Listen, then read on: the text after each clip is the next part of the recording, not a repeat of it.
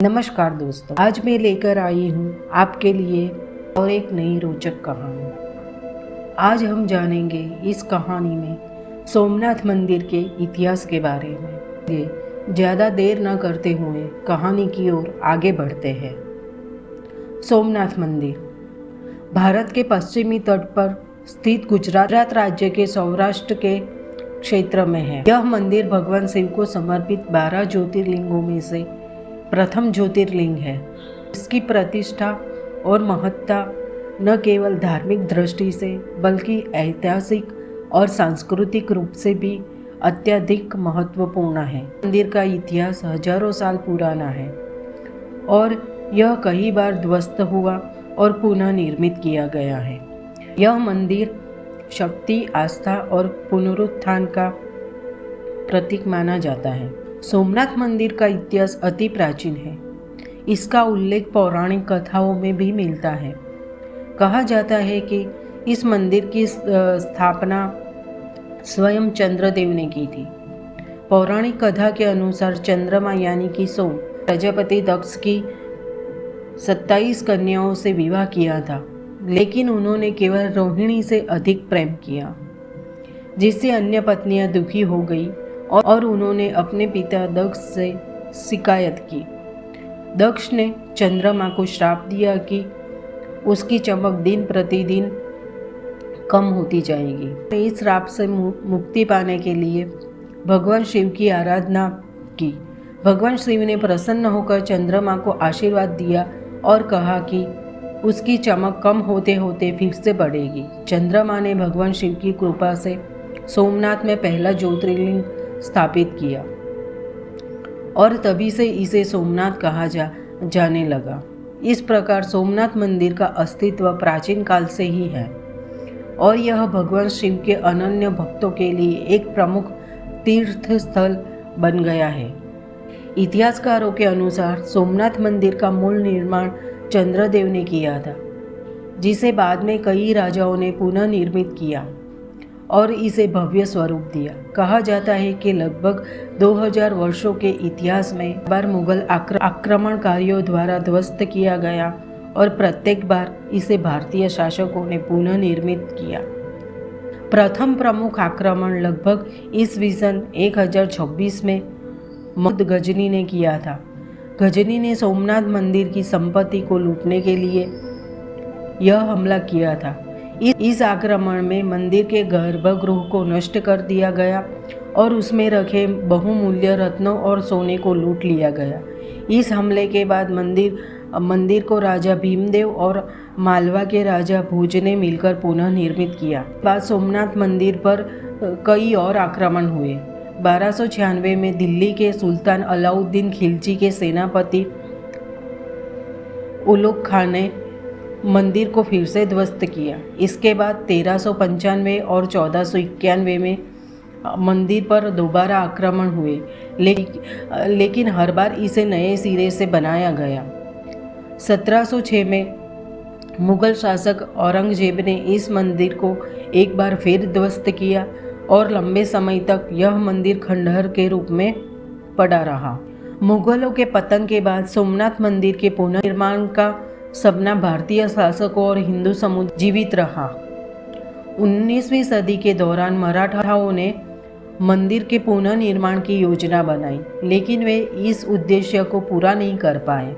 स्वतंत्रता के बाद भारत के पहले उप प्रधानमंत्री सरदार वल्लभ भाई पटेल ने सोमनाथ मंदिर के पुनर्निर्माण का बीड़ा उठाया। 1947 में जब भारत आज़ाद हुआ, तब सोमनाथ मंदिर खंडहर की स्थिति में था। सरदार पटेल ने इस मंदिर के पुनर्निर्माण की योजना बनाई और 1950 में इसका पुनर्निर्माण कार्य शुरू हुआ। सरदार पटेल के नेतृत्व में यह निर्णय लिया गया कि मंदिर को उसी स्थान पर उसी रूप में पुनः स्थापित किया जाएगा जहां यह आक्रमणों से पहले खड़ा था।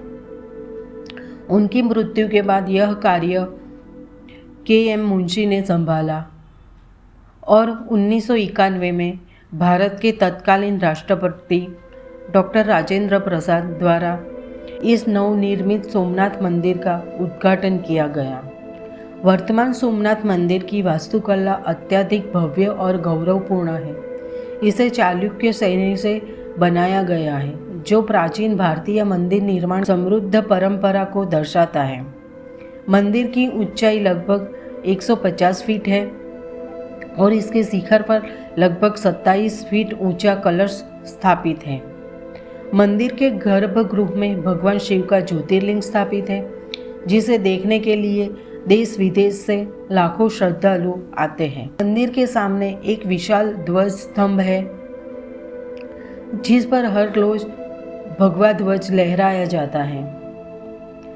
इस मंदिर का समुद्र तट से जुड़ाव इसे और भी आकर्षक बनाता है। मंदिर के पास अरब सागर की लहरें लगातार टकराती रहती है, जिससे इस स्थान का सौंदर्य और भी बढ़ जाता है। सोमनाथ मंदिर के साथ कई चमत्कारिक घटनाएं और आस्थाएं जुड़ी है। कहा जाता है कि इस मंदिर में ज्योतिर्लिंग में अद्भुत शक्ति है, जो भक्तों की सभी मनोकामनाएं पूर्ण करती है। यहाँ आने वाले श्रद्धालु यह मानते हैं कि इस मंदिर में पूजा अर्चना करने से उनके जीवन के सभी कष्ट दूर हो जाते हैं।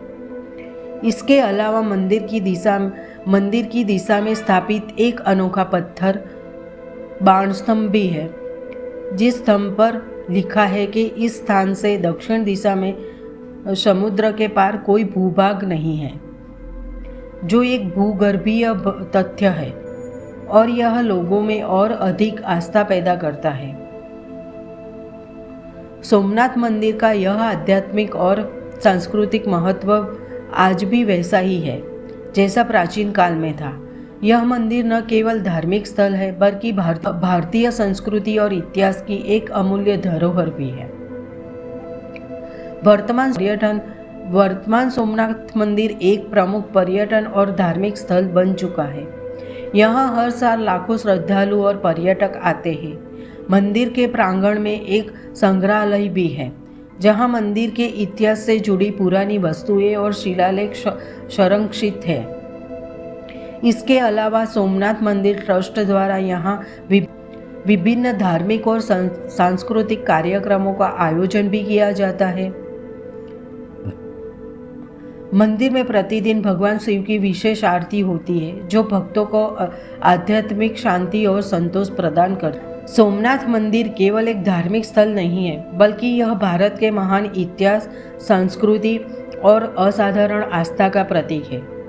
इसका इतिहास हमें यह सिखाता है कि आस्था और धर्म की जड़ें कितनी गहरी है और कितनी अटूट है।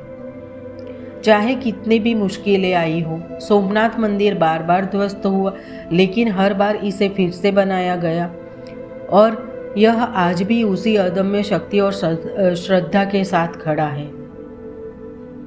यह मंदिर न केवल भगवान शिव की महिमा का प्रतीक है, बल्कि यह भारतीय समाज की दृढ़ता और आत्मबल का भी प्रतीक है। सोमनाथ मंदिर का इतिहास सुनना और इसे महसूस करना हर भारतीय के लिए गर्व का विषय है और यह हर उस व्यक्ति को प्रेरित करता है जो जीवन में संघर्षों से हार मानने की बजाय उनसे लड़ने का संकल्प लेता है।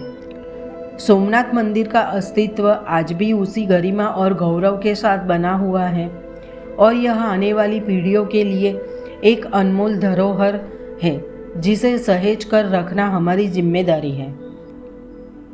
दोस्तों, आपको अगर मेरी ये कहानी अच्छी लगी हो तो आप लाइक करें, कमेंट करें, शेयर करें और मेरे चैनल को सब्सक्राइब करें और कमेंट सेक्शन में मुझे बताएं कि आपको किस विषय पे कहानी और कमेंट सेक्शन में मुझको बताएं कि आपको किस विषय के बारे में जानना है, तो मैं उस विषय पे कहानियाँ लाऊंगी आपके लिए। तब तक के लिए